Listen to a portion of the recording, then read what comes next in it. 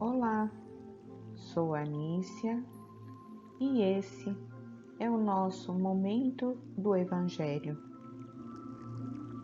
A melhor escola ainda é o lar, onde a criatura deve receber as bases do sentimento e do caráter. Emmanuel.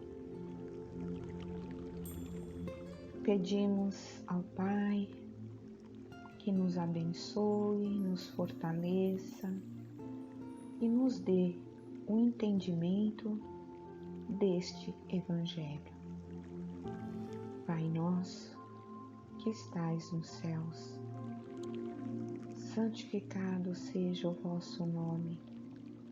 Venha a nós o vosso reino. Seja feita a vossa vontade, assim na terra como nos céus.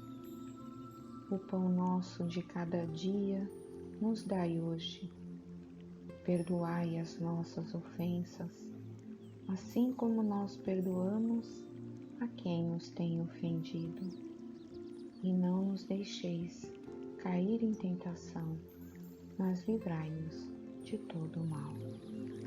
Que assim seja. Do Evangelho segundo o Espiritismo, tradução de J. Herculano Pires, codificado por Allan Kardec, capítulo 3, Há muitas moradas na casa de meu Pai. Instruções dos Espíritos, mundos superiores e inferiores. Resumo do ensinamento de todos os espíritos superiores. A classificação dos mundos inferiores e mundos superiores é antes relativa do que absoluta, pois um mundo é inferior ou superior em relação aos que se acham abaixo ou acima dele, na escala progressiva. Tomando a Terra como ponto de comparação, pode fazer-se uma ideia do estado de um mundo inferior, supondo os seus habitantes no grau evolutivo dos povos selvagens e das nações bárbaras que ainda se encontram em nosso planeta, como restos do seu estado primitivo. Nos mundos mais atrasados, os homens são, de certo modo, rudimentares. Possuem a forma humana, mas sem nenhuma beleza. Seus instintos não são temperados por nenhum sentimento de delicadeza ou benevolência, nem pelas noções do justo e do injusto. A força bruta é sua única lei. Sem indústrias, sem invenções, dedicam sua vida à conquista de alimentos. Não obstante, Deus não abandona nenhuma de suas criaturas. No fundo tenebroso dessas inteligências, encontra-se latente a vaga intuição de um ser supremo, mais ou menos desenvolvida. Esse instinto é suficiente para que uns se tornem superiores aos outros, preparando-se para a eclosão de uma vida mais plena. Porque eles não são criaturas degradadas, mas crianças que crescem. Entre esses graus inferiores e mais elevados, há inumeráveis degraus, e entre os espíritos puros, desmaterializados e resplandecentes de glória, é difícil reconhecer os que animaram os seres primitivos, da mesma maneira que no homem adulto é difícil reconhecer o antigo embrião. Nos mundos que atingiram um grau superior de evolução, as condições da vida moral e material são muito diferentes das que encontramos na Terra. A forma dos corpos é sempre, como por toda parte, a humana, mas embelezada, aperfeiçoada e, sobretudo, purificada. O corpo nada tem da materialidade terrena e não está, por isso mesmo, sujeito às necessidades, às doenças e às deteriorações decorrentes do predomínio da matéria.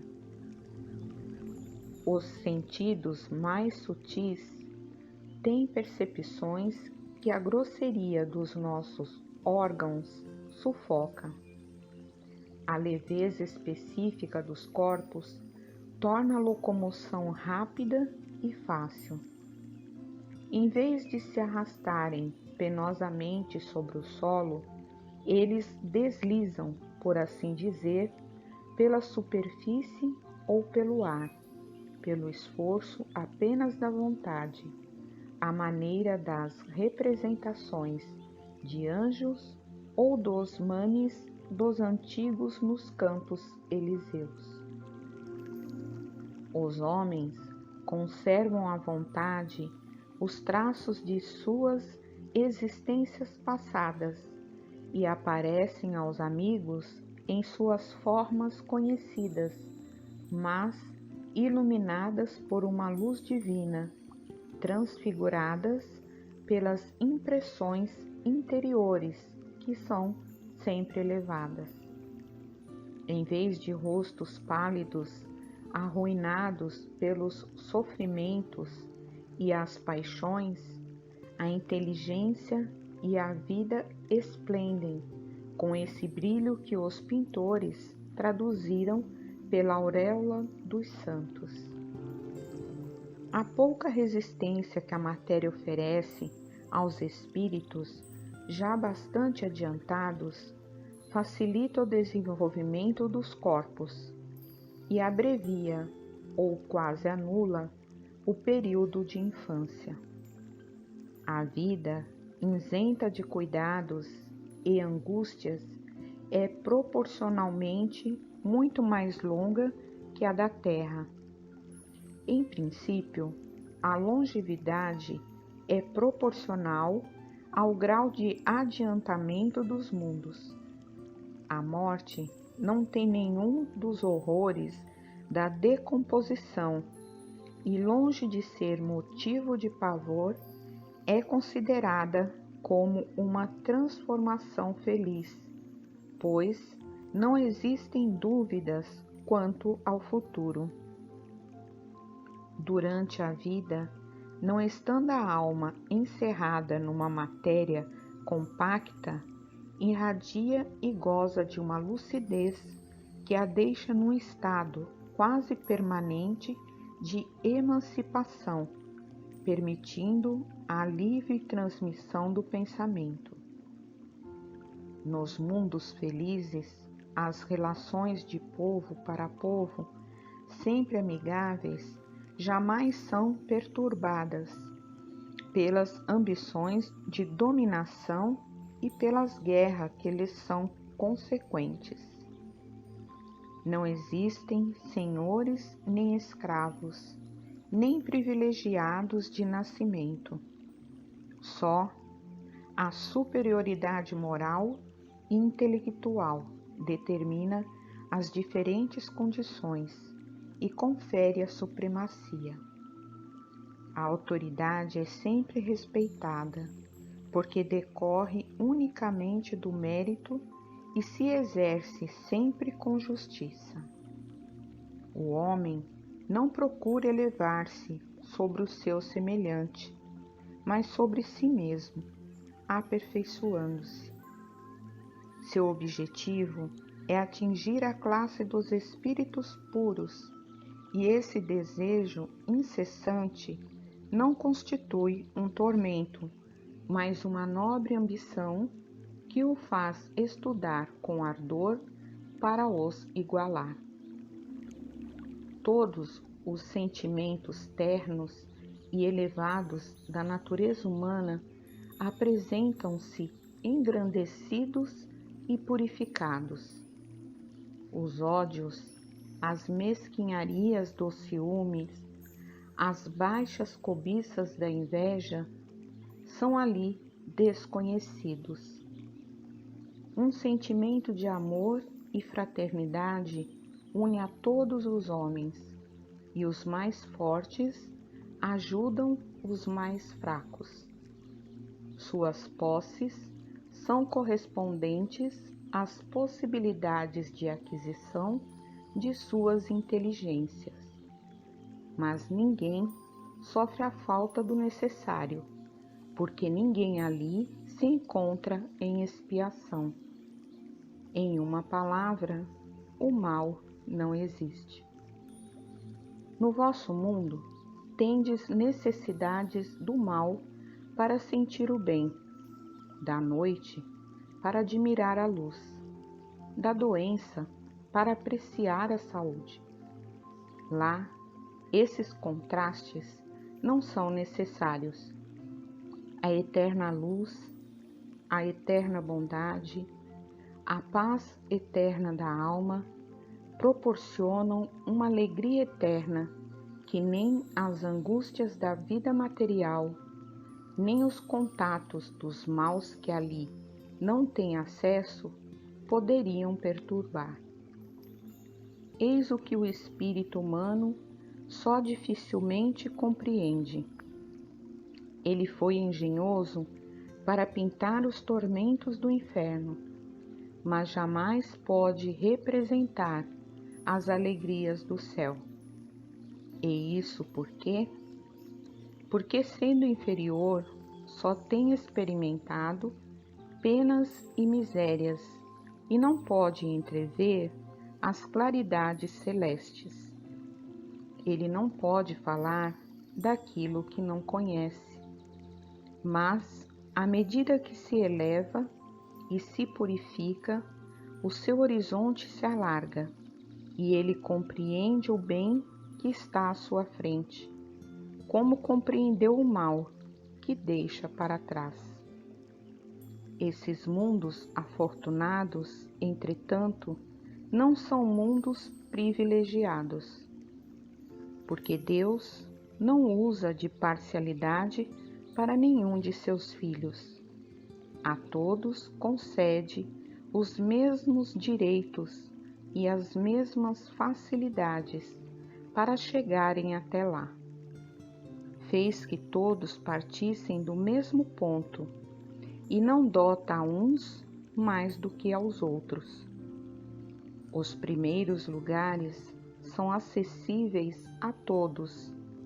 Cabe-lhes conquistá-los pelo trabalho, atingi-los o mais cedo possível, ou abandonar-se durante séculos e séculos no meio da escória humana.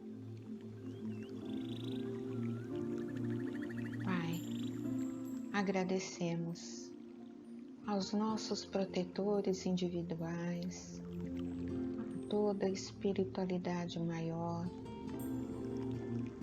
pelo auxílio, pela proteção. Agradecemos a Ti, Pai, pela oportunidade da encarnação que nos conduz ao aprendizado. Abençoa nossos lares, nossos familiares, envolve a todos que conhecemos. Pedimos, Senhor, pelo nosso bairro, nossa cidade, nosso país. A todos os nossos irmãos que se encontram emocionalmente abalados, desempregados, doentes, em presídios, que a luz de Jesus possa envolvê-los. Dai-nos, Senhor, a sua paz. Pai nosso, que estais nos céus, santificado seja o vosso nome. Venha a nós o vosso reino. Seja feita a vossa vontade, assim na terra como nos céus. O pão nosso de cada dia nos dai hoje. Perdoai as nossas ofensas, assim como nós perdoamos a quem nos tem ofendido. E não nos deixeis cair em tentação, mas livrai-nos de todo o mal. Que assim seja. Graças a Deus e graças a Jesus.